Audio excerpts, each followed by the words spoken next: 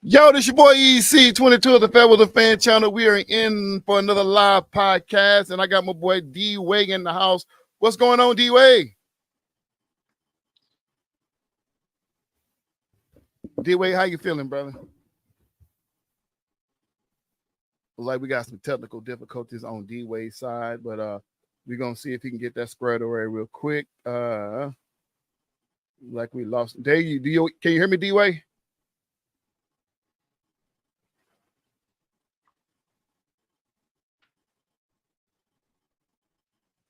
We waiting on D-Way to give me a thumbs up. Let me send him a message before we get started real quick. All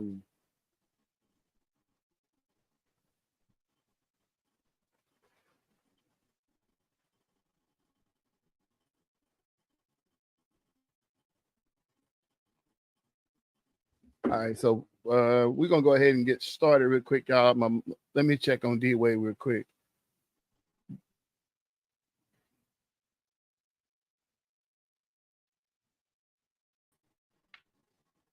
D-Way, you all right? Yeah, I'm having some internet issues. Okay. I just want to make sure you was good. Yes, sir. Can you hear me? Yeah, you kind of choppy though. I think it's because of the internet. Oh, okay. You're in a different spot today? No. Saying here, I had trouble connecting. It's caused by an unstable internet connection. Move closer to your router if you're on Wi-Fi. Oh, yeah. Hear me? I can hear you. Oh, you're choppy though. I can still hear you though. Choppy bad? Yeah, it sound like a robot. Like sound like a robot. Mm-hmm. My wife to check on the internet. You said what now? So you can hear that. Wow. Yeah, it sounds like a fading robot, and your video quality is not well either. It's like you're real chopped up on that. You probably want to log out and log back in. Okay, I can do. Hey, I don't know what's going on here. Connect to my hotspot. Okay. Every time we log out, log back. So we're gonna let him figure that out. Once he get back in, he'll let me know. But yo, listen, there are some things I want to clear real quick while D-Way is behind the stage doing that right now. There are some of you and who are part of the FairWeather Fan community. When we say the FairWeather Fan, some people, oh wow, we're already getting a text success. Thanks, Coach. We're gonna talk about that later on. I want to clear some up when it comes down to what the FairWeather Fan means. All right, while my man D-Way is working on his internet issues. Listen, the FairWeather Fan does not mean the B word, which is bandwagon. We don't do bandwagon riding over here, right? I don't want nobody to get that confused. I know in normal terms, it seems like it's supposed to be the same. That's in normal terms, in a normal life, but I have redefined the word for what it means to be a FairWeather fan. And it's simple. All it is that we're a fan of every team. We love every single team. We love the teams that we support. Good times, bad times, it don't matter. We love the teams. We find a reason to talk about the teams that we love.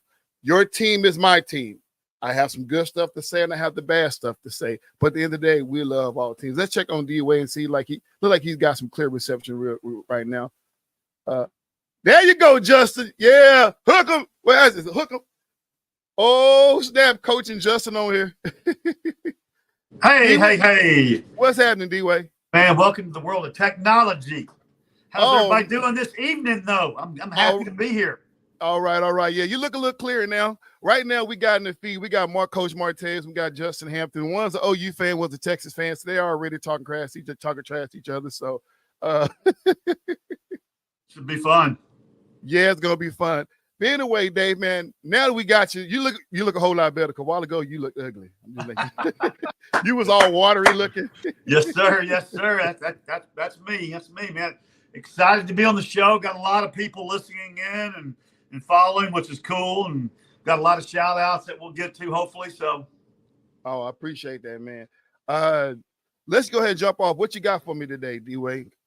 Man, sometimes you just got to step back and give credit where credit is due and show love where love should be shown. and I'm fixing to get into something that everybody's going to go, what? Yeah. We're going to talk some NCAA women's volleyball because it has been on. NCAA women's volleyball is as good right now as it's been in years. That's what's up. That's what's up. We've got number 1 ranked Pittsburgh is playing number 3 ranked Penn State in Pittsburgh.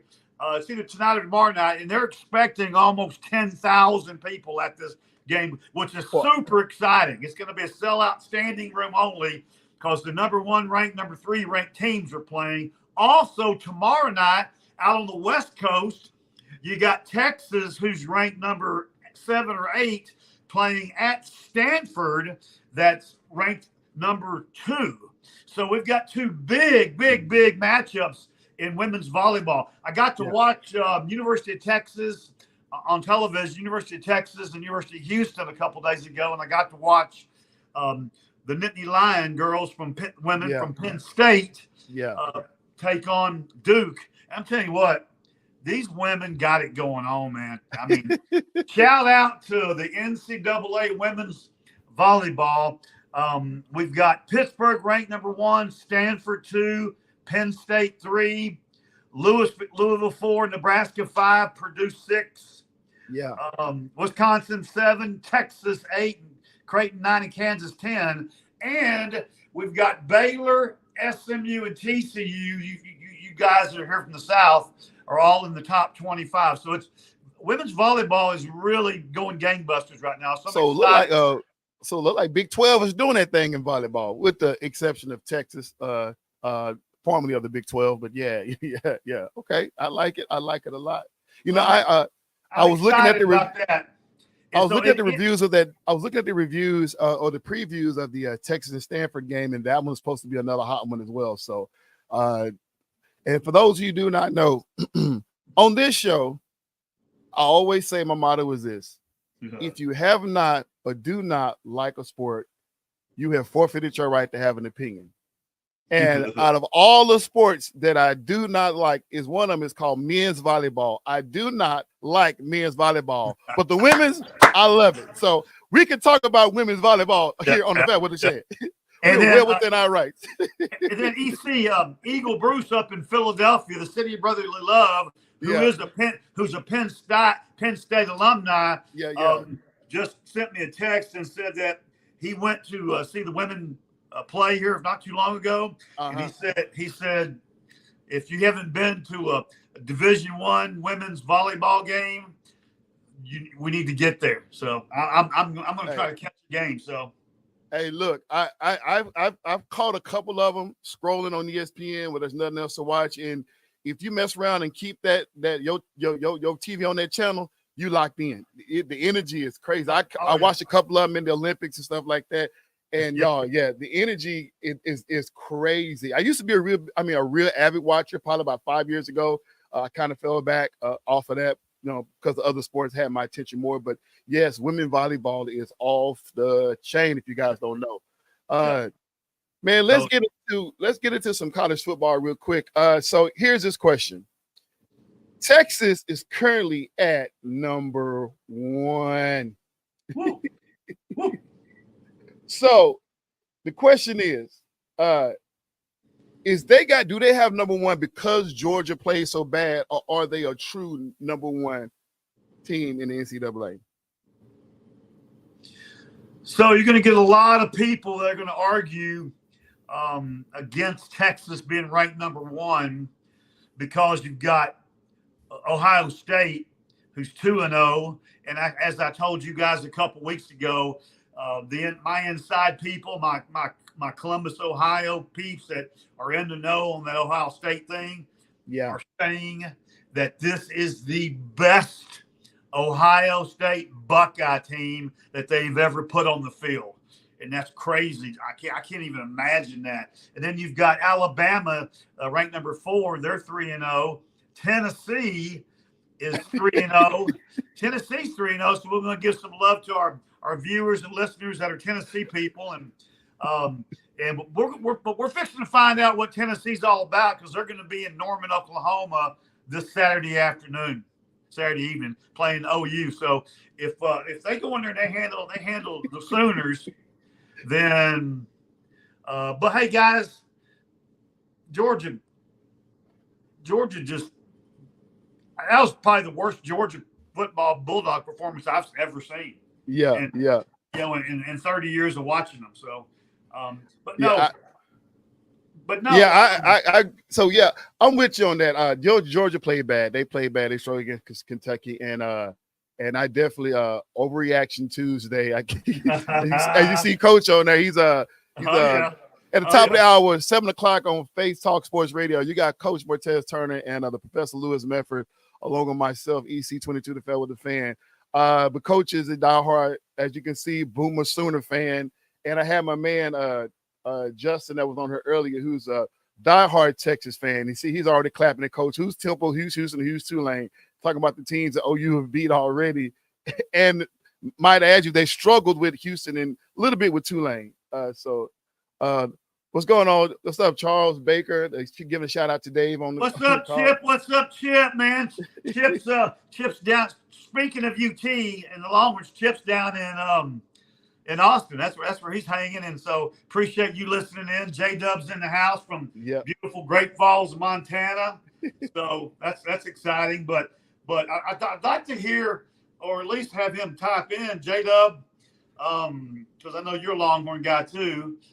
The question is from EC: is Texas deserving the #1 ranking, or should it be one of those other powerhouses? Ohio State, Alabama, Tennessee, USC, and I'm saying that while I think Texas is a top 4 team, they are not, in my humble opinion. Look at Brian Smith talking. Brian Smith said, "Let's go Horns." Coach, you already know. Boy, he's coming in. You know, Brian Smith. He's wearing something burnt orange right now. So, but always burnt orange. I'm gonna reserve and not comment too much, because I want to see what Tennessee does at Oklahoma. Texas doesn't play anybody strong. Georgia's at Alabama. Ohio State's got Marshall, and Tennessee, Oklahoma. So Georgia and Alabama. You see J-Dub's comment? I like that. J-Dub said #1 ranking is not as big right now, as long as we in the top 16. I'm gonna steal a word from EC right now. Facts. I mean, you know, that's J-Dub just keeping it real for a minute. Jaron, I don't matter. Texas and Georgia play soon, so that will settle that. I agree. Coach, who cares about the #1 ranking 4 weeks of the season? Texas peaking too early. So that's similar kind of what J-Dub was saying right there. You know, the rankings right now is kind of early, yeah. And then you know, and I'd like to hear Coach's comment on this too, and even Brian Smith. You know, Ewers is hurt. Oh, and Arch Manning just came in and did nothing but just lit the place on fire. Yeah. So we'll see. I mean, Quinn, quarterback, is hurt, but it's fixing to get exciting, because we'll be looking at the Red River Shootout coming up in a couple of weeks. Yeah. A lot of exciting college football in the air. So on the call, in the room, see, Jerron Clayton is a big Tennessee fan, and so the Sooners go against them this coming Saturday. So he's already clapping back. He said what he said. He said Oklahoma is on the clock, Rocky Top. That's that Rocky Top. So he's already on the call. So. And they just been slamming the OU, man. All these Texas fans. You have a Tennessee fan on here, man. But Coach, he'll probably reserve all his comments to the top of the hour with Faith Talk Sports Radio, unless you want to leave some long comment right now. We'll definitely get him on there. So let's definitely get him in here to defend his Sooners. But I know he want to reserve his comments for his show, so we'll keep it moving on that. I want to talk about these Colorado Buffaloes. They played Colorado State. They beat Colorado State down. We know the controversy that had happened last year. Now, particularly, we all expected Colorado to beat down Colorado State because this year they're not a good team. We know that. We know they're not a good team. But here's my thing. You got Shedeur Sanders, and I forget the Colorado State quarterback. As tradition, the quarterbacks and the coaches meet up, they shake hands, they move on. But Shedeur had some words to say to him, talking about it. He would talk smack on social media and stuff like that. Is that the right place to air that out for the whole world to see? Or do you just go ahead and be the bigger person, shake a hand, especially when the guy's extending the olive branch to you? Do you shake a hand or do you bring up the beef or whatever at that point? You know, I'm a little surprised because, you know, Coach Prime has got so much class. Yeah. I know he preaches that class and he teaches that class, and he expects those guys to carry themselves in a certain type of way. And so probably a little out of line, probably should have just let bygones be bygones and not even, but, you know, even coach's comment says the most immature team in college football is Colorado. And I mean, I can't say one way or the other. J-Dub about Shedeur. You know, it doesn't matter in my opinion. No. So from a young man's perspective, and I got it, and I have to be you said can't talk down on someone, expect respect at the end. You know, and I, from a young man perspective, I get how the young man's energy are and they react, but because you're Shedeur Sanders, because you are playing for essentially nothing. What I mean by that, a lot of these kids that are playing right now, they're trying to get their families to a different level financially. Right. You already got it. Yep. And I get it. You love to play football. This is what you want. You're not necessarily trying to follow in your daddy's footsteps because obviously you guys play two different positions. But at some point, when your dad gets to the media and he starts, now he gets that from his daddy. When his daddy told CBS he didn't want to talk to them. Yeah. But then he turned around and walked those statements back. And he ended up reaching out to CBS, to at least certain reporters of CBS, and settled the beef with them. But there's a point to where why do we have to say stuff and walk back statements when you can just realize this? You know what? Let me just be the bigger man and handle things the right way when it happens, because that's a branch that's a mark of maturity, as Coach stated. You know. Yeah. All of us have times we wish we could have said something differently, but when you're mature, more of the time you're going to try to say the right thing when it happens. Here's a question for everybody regarding Shedeur, and it's a question that I want to see some feedback on. Is Shedeur an NFL quarterback prospect?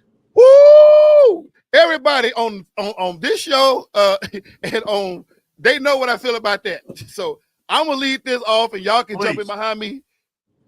No. Okay. Okay. I think he's a good backup. I haven't seen too much, and I'm gonna tell you the reason why I say that. When I look for a quarterback, I'm looking for a quarterback who's big, number one. I know there's some small quarterbacks who do their things, but I love big quarterbacks for a lot of reasons. Not necessarily like big in size, but you got to be at least, in my opinion, 6'4" and above to be a great quarterback in the league. I don't like those small quarterbacks because you got to be, because these goddamn offensive linemen, 6'8", 6'9", big guys, you got to be able to see over that type of stuff, right? And if you're not big, like tall, the minimum I would go would maybe be 6 feet, 200 plus.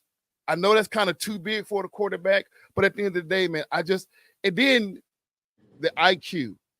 The one thing we keep talking about Shedeur is by now you got to figure out you're holding on the ball too long. Yeah.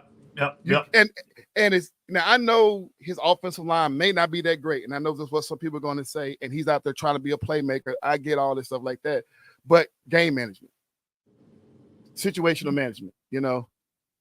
And so, and his daddy has really, if Deion Sanders wasn't his daddy, y'all, let's be honest. If it wasn't his daddy, will he really be getting the press right now? Let's just call it for what it is. So I'm going to answer that question with a question. Yeah. Well, and let's throw another question in there along the same lines.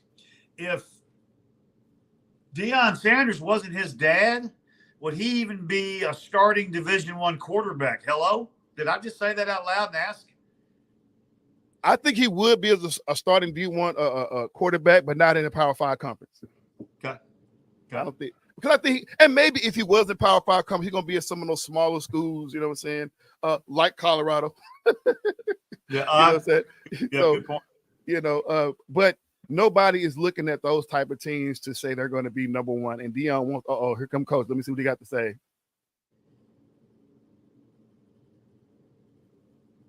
Yeah, he said they bring the best out of Oklahoma. We bring the best out of them, whether we want to admit it or not. I like that. That's so solid. J-Dub, even better with Deion. Even better, will Deion be interested in coaching after his boys are finished? Listen, that is a whole nother conversation Boy, that a lot of people has been talking about. Great question. You know, that's a whole nother conversation. I can fill up the whole airways talking about that, because what they say, when somebody shows who you are the first time, believe them. And this every step of the way, from Prime Prep Academy all the way to leaving Jackson State and now to Oklahoma, he's followed his boys everywhere he went. Now, Deion said his kids followed him. The last time I checked, Deion, you cannot enroll in Prime Prep Academy. You can build a school, but you can't enroll. You cannot enroll into a middle school or a high school. You cannot enroll into Jackson State. So basically, there were some things working behind the scenes. When you left Jackson State, you let it be known that you're taking your family with you and a couple other players. So Deion, I don't know. I would like to see him, but then there's some rumors say he may come to the NFL. We don't know. Listen, let's move on to the NFL.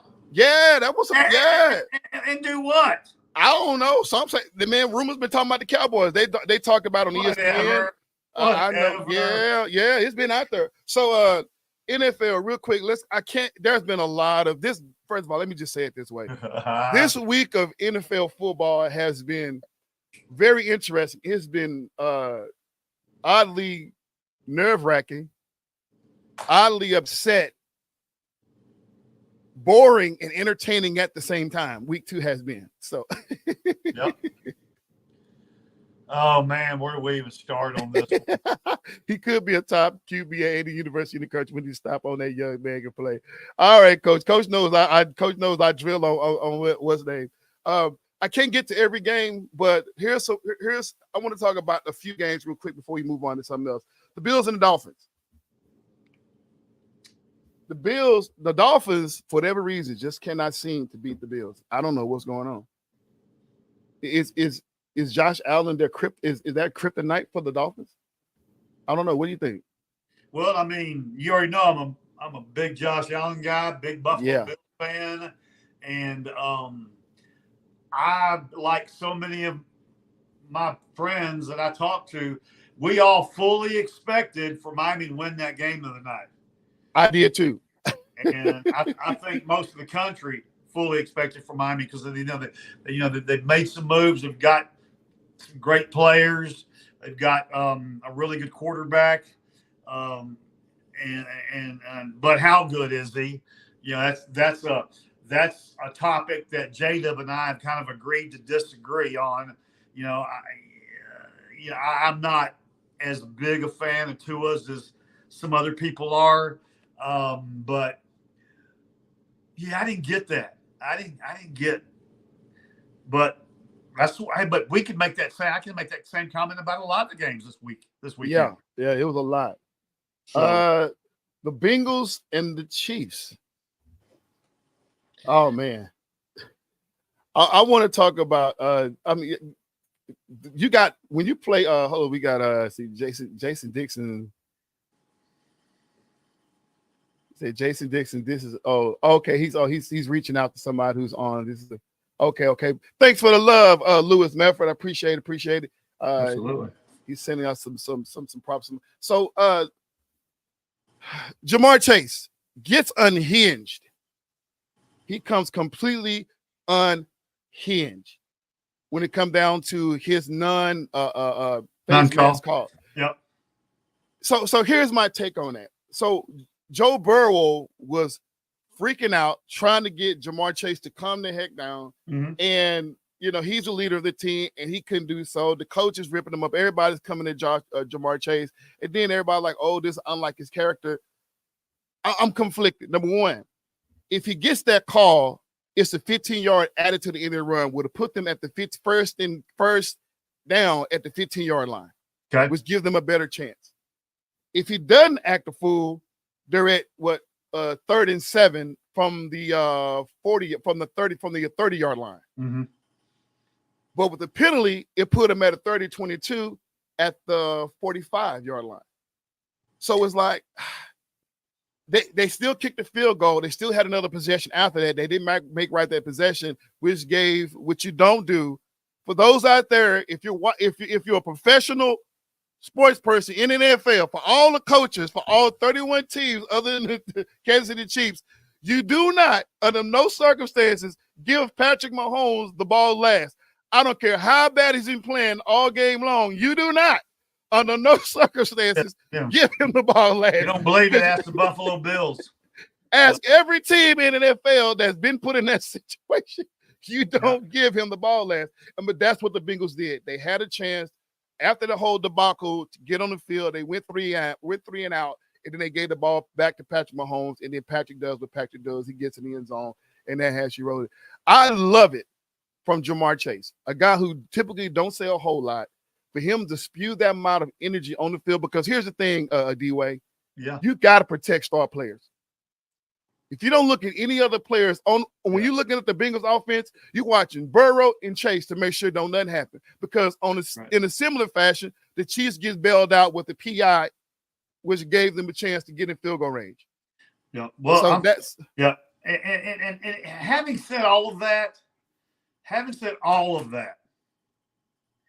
if the defensive back doesn't get there half a second too early, and I don't care what anybody says, at the end of the day, that was pass interference, and that was the right call. But if he doesn't get there half a second too early, Bengals probably win that game, because that was 4th and 17. Yeah. And so that game is over. Yeah. So I don't put that on Jamar. There was just a lot of bonehead things. I mean, Jamar's going to be on my team. I don't care if we're playing. I don't care if we're playing Tiddlywinks. Jamar's going to be on my team.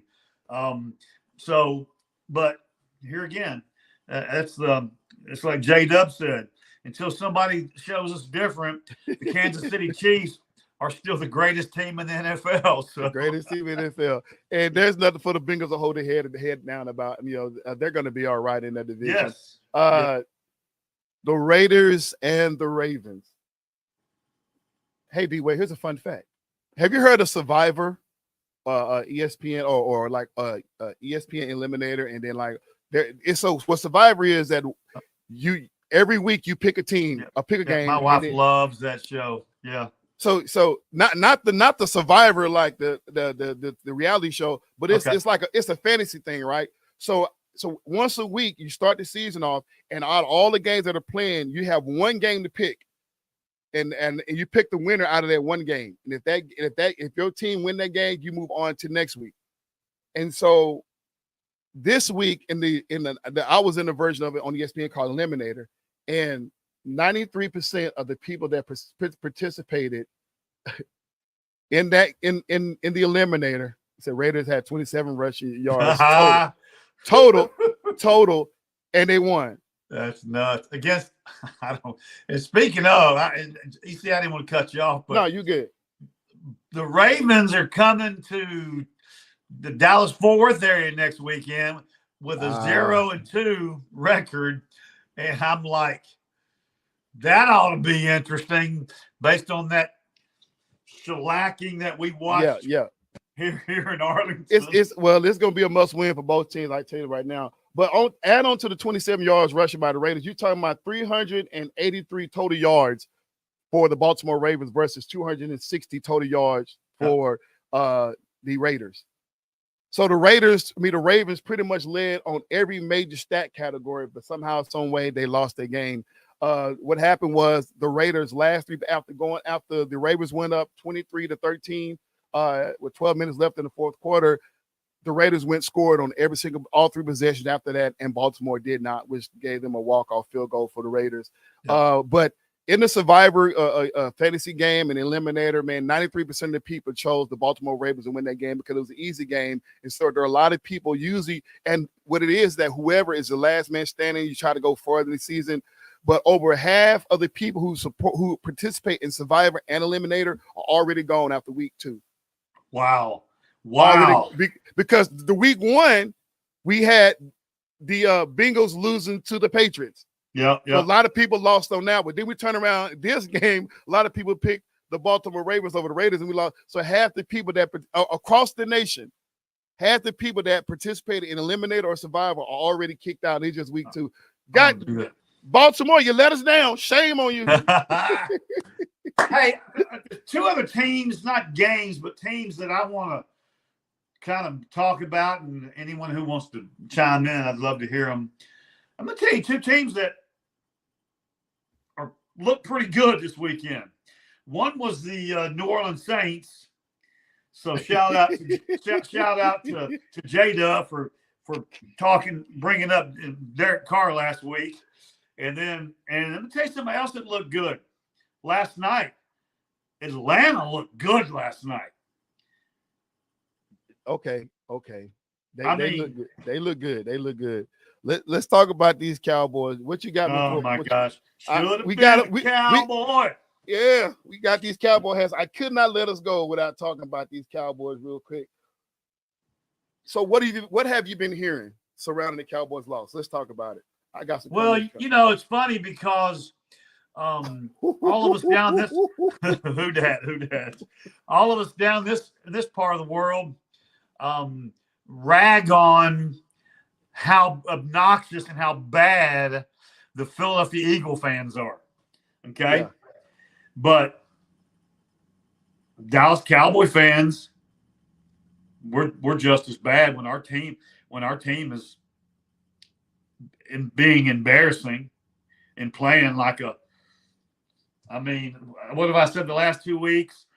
Felt like the Saints were playing a bad high school junior varsity football team. Yes. Yeah. Sunday.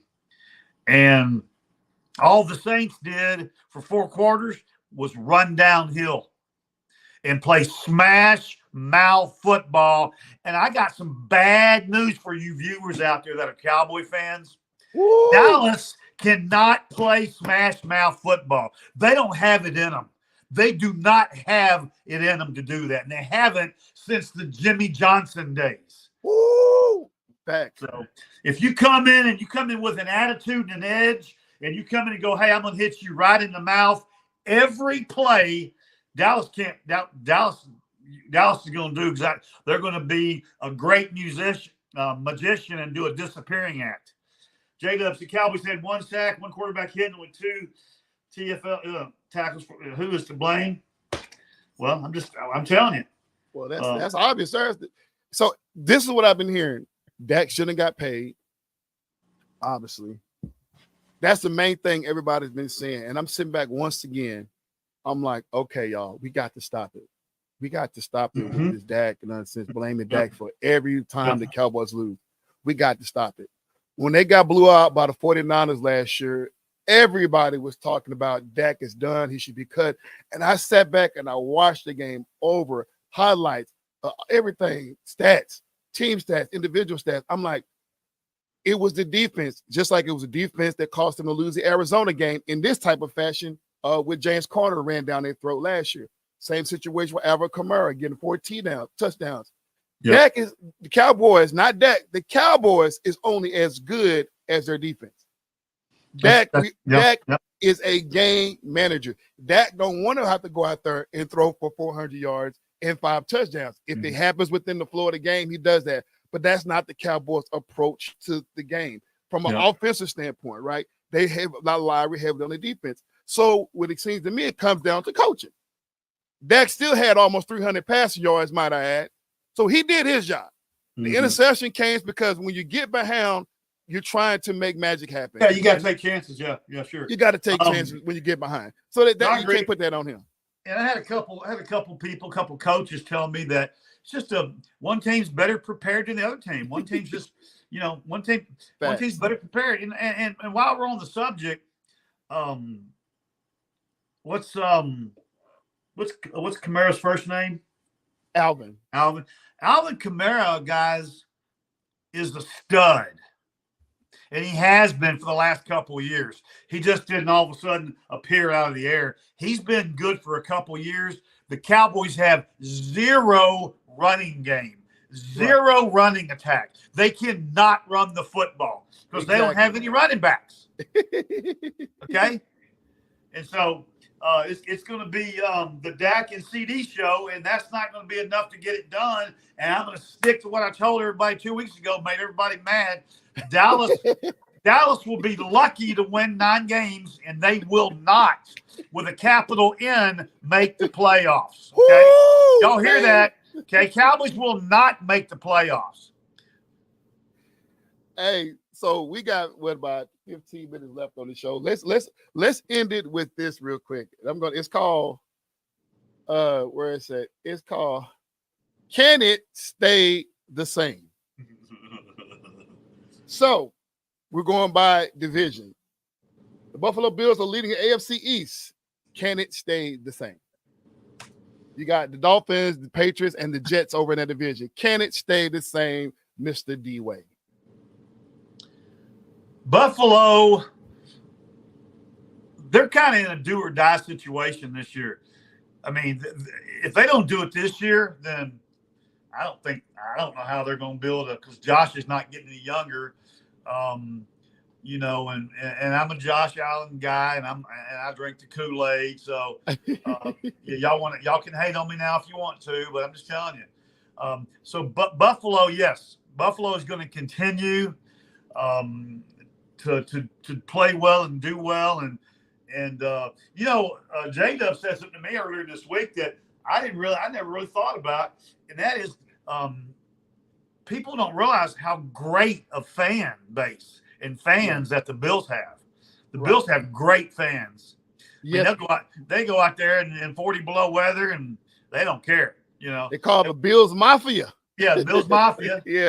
And so and J-Dub said, that Buffalo will continue to but I did say that with the Dolphins and Tua situation, the Patriots aren't going to be there. And then I still think the Jets are going to figure out a way to get in the playoffs, backdoor, wild card or something. So, Buffalo wins that division handily. The North, hey, Mike Tomlin's got them going. They haven't played anybody tough, but they're still 2-0. All right. So with that said, Pittsburgh, remember the name of the thing is Can It Stay the Same? So Pittsburgh are leading. That won't stay the same. AFC South. Oh Lord, come on, JW, hurt my heart. No, Baltimore and Cincinnati gonna figure it out by about week 5 or 6. Oh wow, he said unless Miami convinced TB12 to take snap, they're done. Wow.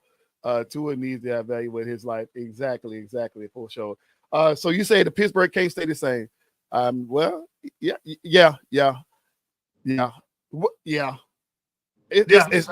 With the Baltimore Ravens being 0-2, it's still kind of hard because they're 0. I mean, they're 2-0. Yeah, they won't stay the same.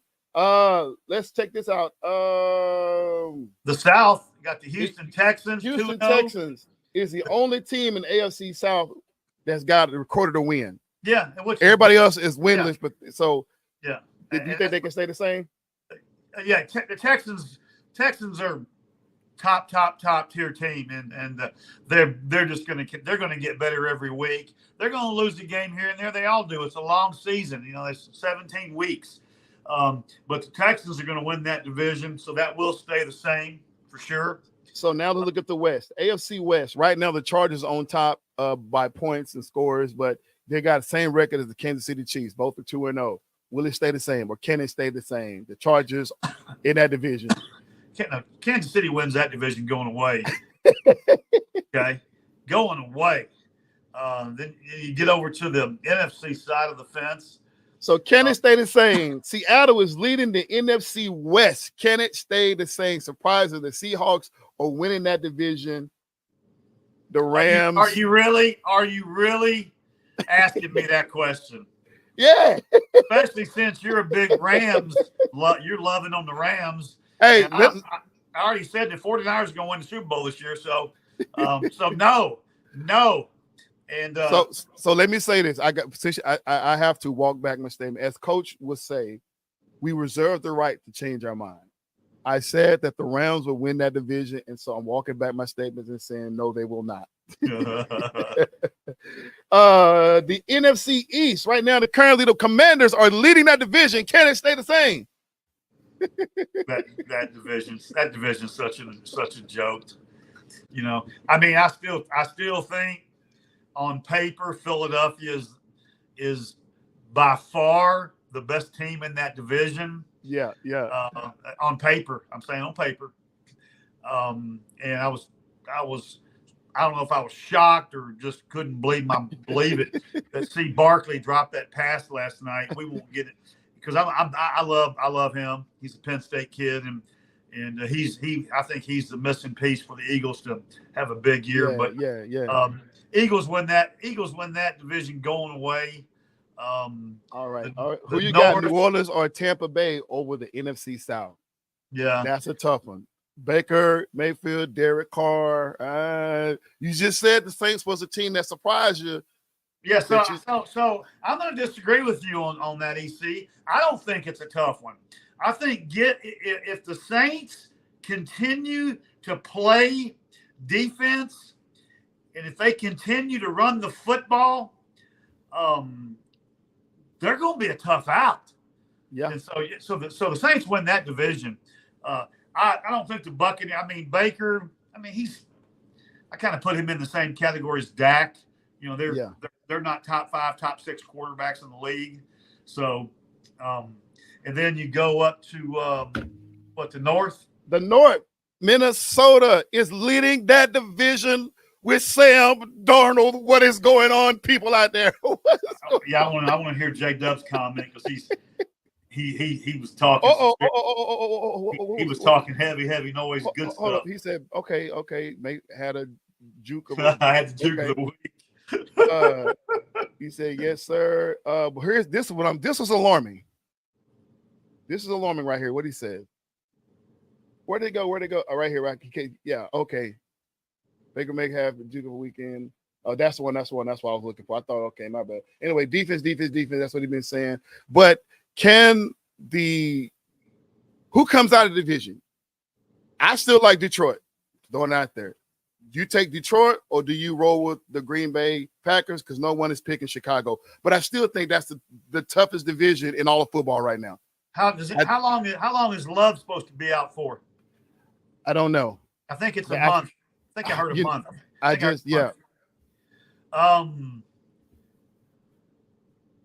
That's a tough division. I agree with you, EC. I'm still going with Dan Campbell in Detroit. Yeah, a lot of like Eagle Bruce and a bunch of them just don't trust his coaching style. But he's Dan Gamble because he's sure gonna take gambles. The man went for it on a fourth down on a 5-yard line. Yeah, I'm a fan. I am going to. That's going to be such a good division to watch. I'm going to go out on a limb here, and I'm going to pick. I'm going to go off. I'm going to go off a conversation I had with J-Dub this week. Yeah. I'm taking the Vikings to win that division. Okay. Oh, wait a minute. Okay. Oh, hold up. Okay. You know what? You just your opinion. I'm not going to fight you. Yes. Said Minnesota linebackers this week. Yeah. Okay. Their defense did their thing. So as we got 5 minutes left, I want to throw some news off there. We're going to really end the show with some news. Unfortunately, that Bryce Young has been benched for the Carolina Panthers. They're bringing out the veteran Andy Dalton in his place.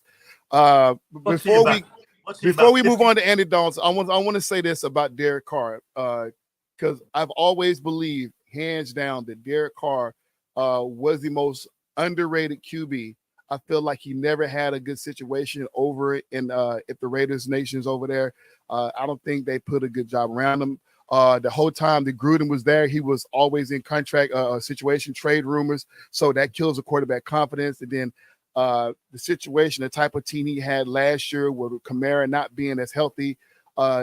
Everybody's saying we've never seen this Derek Carr as like I have. This is Derek Carr that I'm used to seeing, and I think with the type of weapons he got around him, hopefully they can continue this momentum. I'm not a huge Saints fan, but I'm a fan of every team, but I'm definitely a huge Derek Carr fan. So I was loving, not necessarily to the Cowboys, but I love to see what he's done those last 2 games and how he just really been, how that team has just really been going balls out. I mean, lights out. But so Bryce Young. Just a couple of things real quick. I mean, Derek, all he did at Fresno State was just light up the world out there on the West Coast. And And number 2, you know, most people are going to go, this doesn't really matter, but he's one of the strongest Christian men that's in the game today. So I give him his props for that too. So, but I'm rooting for him. I'm not like J-Dub's a big Saints fan. I think he said he was going to wear a Saints jersey. J-Dub, what jersey did you wear to work this week? The Derek Carr's bus driver supreme. Bus driver. While he's asking the question, man, Bryce Young, man, is that guy bench for Andy Dalton. Listen to this. Chuba Herbert never had 1,000 yards rushing. The receivers are Deontay Johnson, who best years when he was with the was Pittsburgh Steelers. Adam Thielen, best years was with Minnesota. Jonathan Mingo haven't really got started. So this kid haven't been given the opportunity to have some of the great players that he needs. And some will argue that he should make these players great. I mean, you get him. I mean, I think for them, I think what they did, they had a lot of hypotheticals, a lot of potential, and a lot of veterans they thought would work. I think this was a poorly put together team surrounded Bryce Young, and I don't think he should have been one. He's one of the guys that Brady talked about who shouldn't have started his first run coming out of college. He should have been the guy who sat. You can look, like I said, I don't like small quarterbacks, but he went number 1 overall over the big C.J. Stroud, which make no sense to me. I thought that Carolina would have picked Stroud, but they picked Bryce Young because of the Alabama effect.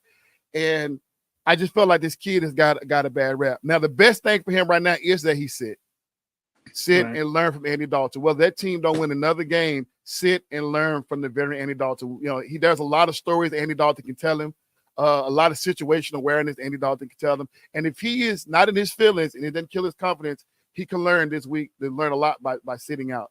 What he says, Marquise Colston, Marcus Colston. He must have wore his Marcus Colston jersey to work this week. Okay. He said too much to say about Bryce Young to say in the text. Exactly. Run CMC is out with a fibula. I mean, he's out with a Achilles injury, and now Deebo Samuels is out. With all the situations surrounding Brandon Ayuk and the contract negotiation, him threatening to ask for trades and stuff like this, is the weight of the team is now in Brandon Ayuk's hand to prove that he deserved his $140 million contract. What do you think? Well, I just don't think he's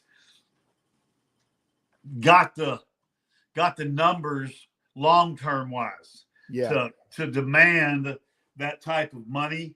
He already got it. They already paid him. They gave him a 4-year extension. Yeah, 140. Because they finally got him paid, but now a lot of people are suggesting that because all of the situation happened off season, now they're going to put the whole weight of the 49ers' success the next couple of weeks without their top 2 guys all in Brandon Ayuk hand. Is it fair or not? No, it's not fair. First of all, he's not good enough to carry the load. Okay. I mean, tell them what you really feel. I don't know if there's a wide receiver out there that can carry a team. We all know who the top 2 or 3 or 4 of it are, but I mean, CeeDee Lamb got paid. Yeah. Did he even play Sunday? Well, he was definitely suited up, but he got a touchdown. Yeah, that was it. But San Francisco, they're in a little bit of a pinch right now with McCaffrey and with Debo. And I guess we're getting ready to see just how good of a coach Kyle Shanahan is, just how good of a quarterback Whistle Britches is. That's what we're fixing to find out. Whistle yeah. Whistle Britches? Because I'm still not drinking this. But, I mean, I'm picking him with a Super Bowl. So, hey, they got to bounce back because right now they're in a pickle. Last on the list of news, man, this is one that just gives me so much joy because I love this kid and I felt like he deserved the type of punishment that he got. And that's Kareem Hunt has been signed to the practice squad of the Kansas City Chiefs, the team that let him go. If y'all know who Kareem Hunt is, Kareem Hunt, as a rookie, scored over 1,000 yards, had the best season of his life. He was the guy next to Patrick Mahomes as far as star power. And this is before the emergence of Travis Kelce. He was the guy, and he ended up having a little debacle in the situation where he got into a little altercation with a young lady, and then they got him kicked off the team, and then got him suspended for some games. And he's kind of been a journeyman.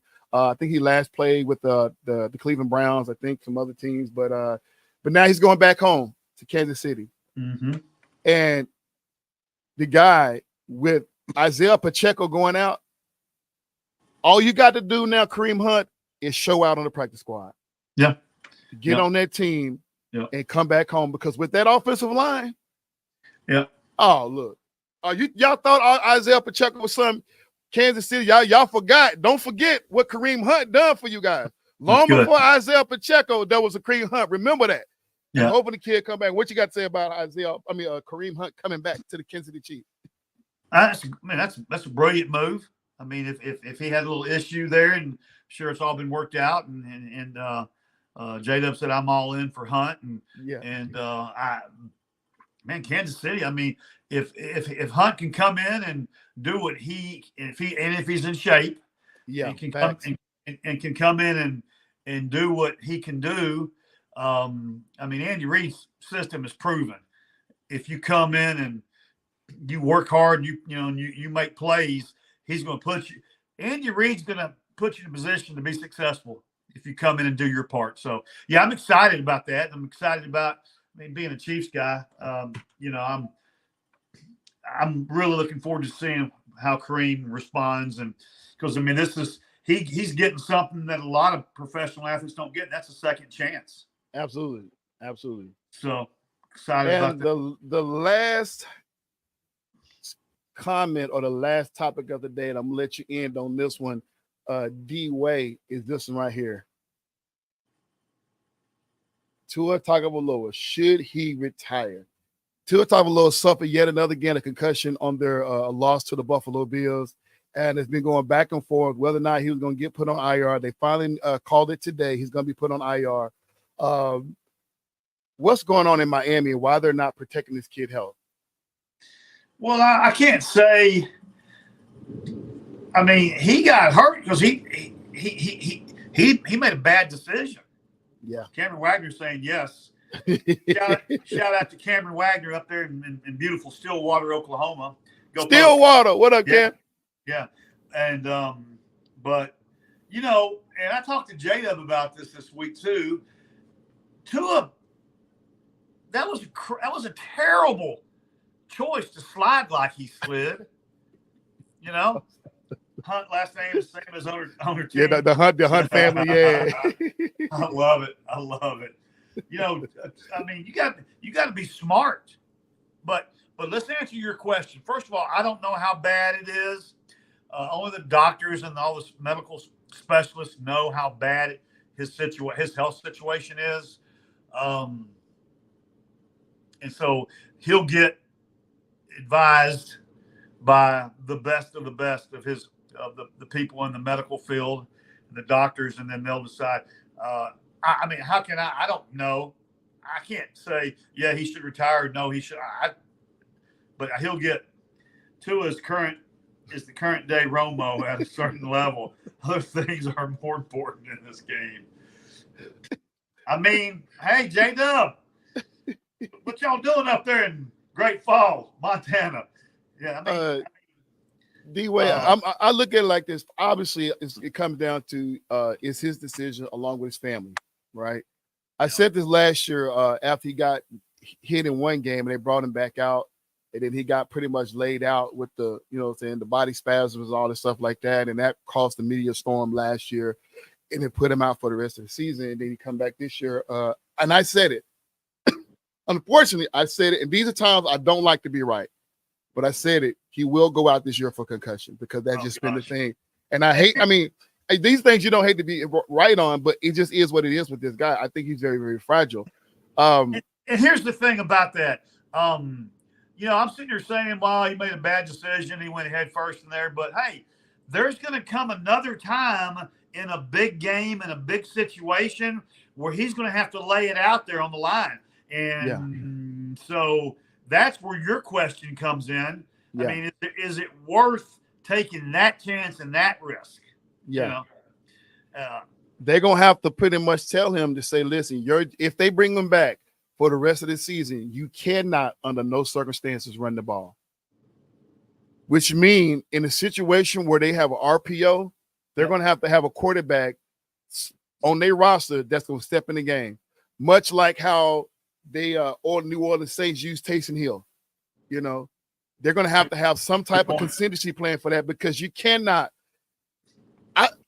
I'm thinking if that was like my big cousin or my brother or my uncle, or if he was my dad, if I was in my dad, I'm like, we don't need the money. We good. We got millions of dollars. We good. Right. We need you. We need you. Two of your family needs you. Yeah. Right. No, you're right. You're 1,000% right on that. So, and that handcuffs a player that needs a long leash. Yeah. Absolutely. Yeah, because he's a guy that makes plays with his feet and his legs, kind of like Jalen Hurts does. I mean, they make plays like that. Cameron Wagner, Miami coach, is smart. He's got to whip up some plays to try and help keep Tua safe.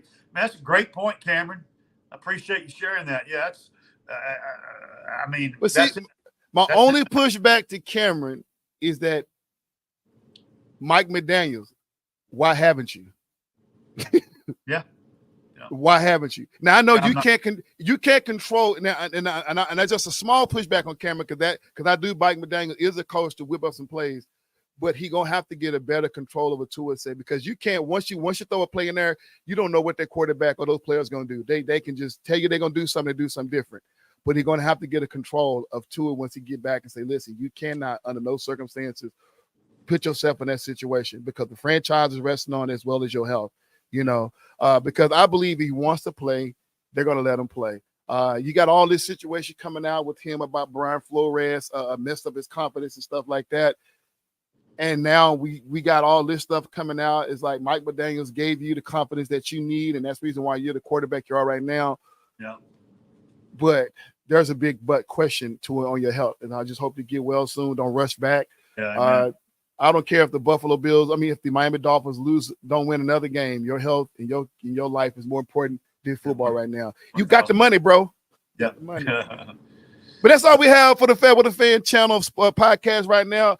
D-Wade, you got the final words. Man, great job. Great job, EC. The only thing I'm going to say final is